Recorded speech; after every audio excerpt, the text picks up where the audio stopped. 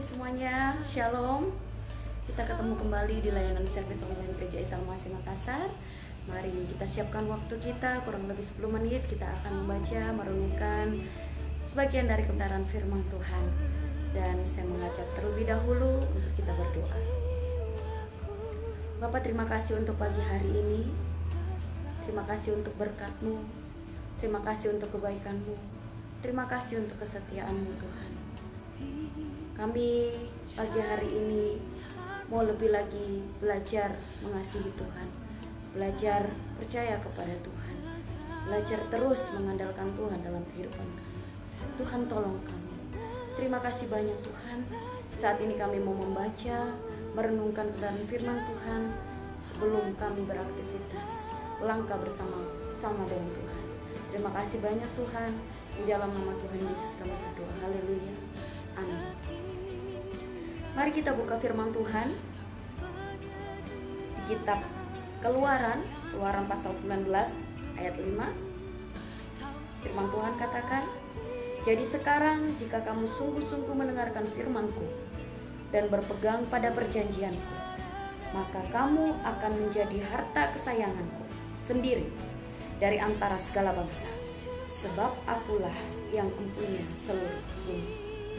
Allah berfirman kepada bangsa Israel saat itu ketika bangsa Israel baru keluar dari tempat perbudakan tanah Mesir, dan ketika pada saat itu mereka sedang ada di padang gurun Sinai. Tuhan memberikan firman-Nya, Tuhan berjanji kepada mereka jika mereka sungguh-sungguh mereka akan menjadi harta kesayangan Tuhan. Firman Tuhan katakan menjadi harta kesayanganku, harta kesayangan Tuhan. Siapakah yang tidak mau? Saya percaya pada saat itu bangsa Israel sangat merindukan firman Tuhan yang Tuhan katakan buat mereka. Tapi singkat cerita, tidak semua bangsa Israel menggenapi apa yang Tuhan firmankan buat mereka.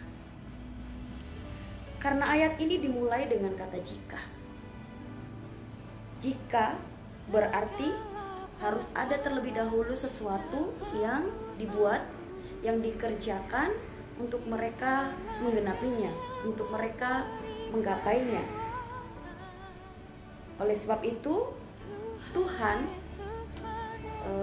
mengizinkan mereka untuk melewati padang gurun.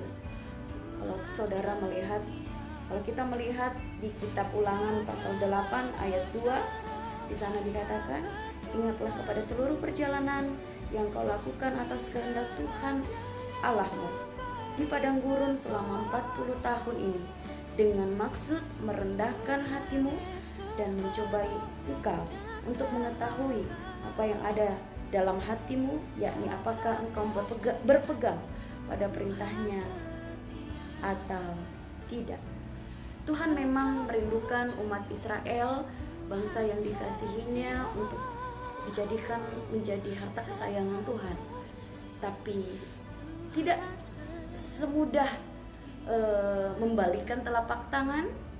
Tuhan ingin melihat kesetiaan atas bangsa Israel. Oleh sebab itu Musa berkata kepada bangsa Israel di kitab Ulangan ayat 8, pasal 8 ayat 2, yang dikatakan, maksud dari padang gurun adalah agar mereka merendahkan hati dan melihat Tuhan Allah mereka di tengah-tengah mereka, agar Tuhan melihat kesetiaan mereka. Itulah maksud Ulangan pasal 8 ayat 2. Jika mereka rindu menggenapi firman Tuhan yang Tuhan firmankan buat mereka, maka mereka Tuhan izinkan untuk ada di padang gurun. Tuhan ingin melihat kesetiaan bangsa Israel, karena Tuhan tahu 430 tahun ada di Mesir itu bukan perkara yang singkat, itu bukan sesuatu yang singkat. Itu sangat mempengaruhi karakter mereka, itu sangat mempengaruhi kehidupan mereka, mempengaruhi tata cara hidup mereka, kebiasaan mereka, gaya hidup mereka. Dan bisa jadi angkatan ini mungkin adalah angkatan yang kurang mengenal Tuhan Allah mereka. Tidak seperti nenek moyang mereka, Abraham, Ishak, Yakub, Yusuf, yang begitu mengasihi Tuhan, yang begitu takut akan Tuhan, yang begitu mengalami Tuhan secara pribadi dalam kehidupannya. Oleh sebab itu Tuhan izinkan padang gurun untuk menilai mereka, untuk mengoreksi kehidupan mereka, untuk memurnikan mereka, siapa yang layak untuk disebut menjadi umat kesayangan Tuhan, harta kesayangan Tuhan. Tentunya saya percaya Tuhan merindukan semua yang Tuhan selamatkan dari tanah Mesir adalah orang yang pada akhirnya adalah harta kesayangan Tuhan.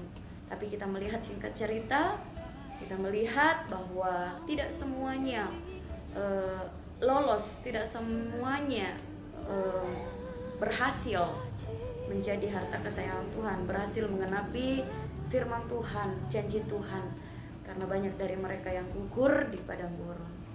Nah, Bapak Ibu yang kekasih di dalam Tuhan, sebagai Israel rohani, kita pun rindu menjadi harta kesayangan Tuhan. Saya percaya itu. Tetapi jangan lupa, sebagai pribadi yang dengan masa lalu adalah budak dosa, mantan orang berdosa, izinkan Tuhan untuk melihat kesetiaan kita. Izinkan Tuhan untuk melihat kemurnian hati kita terhadap Dia, agar kita layak disebut sebagai orang kesayangan Tuhan. Kadang-kadang Tuhan izinkan kita untuk memasuki situasi yang tidak mudah buat kita. Kelihatannya seperti padang gurun. Di sana kita susah, di sana kita sulit, di sana banyak masalah, di sana mungkin banyak cobaan, banyak ujian. Tapi ingatlah bahwa itu adalah sekolah yang Tuhan izinkan, sekolah kehidupan yang Tuhan izinkan untuk kita. Padang gurun kadang-kadang dijadikan tempat untuk kita dimurnikan oleh Tuhan, dilihat oleh Tuhan, dinilai oleh Tuhan. Bahkan di padang gurun juga Tuhan izinkan kita untuk melihat siapa Tuhan yang kita sembah, siapa Allah yang kita sembah. Di sana kadang-kadang Tuhan ingin memperlihatkan dirinya, yaitu Allah yang besar, Allah yang memelihara kehidupan kita, Allah yang luar biasa, Allah yang begitu mengasihi kita. Kasih-Nya tidak ternilai buat kita. Tuhan pun ingin melihat kesetiaan kita. Tuhan pun ingin melihat betapa dalam kasih kita terhadap Dia. Oleh sebab itu, saya tidak tahu apa yang terjadi dalam kehidupan kita saat ini.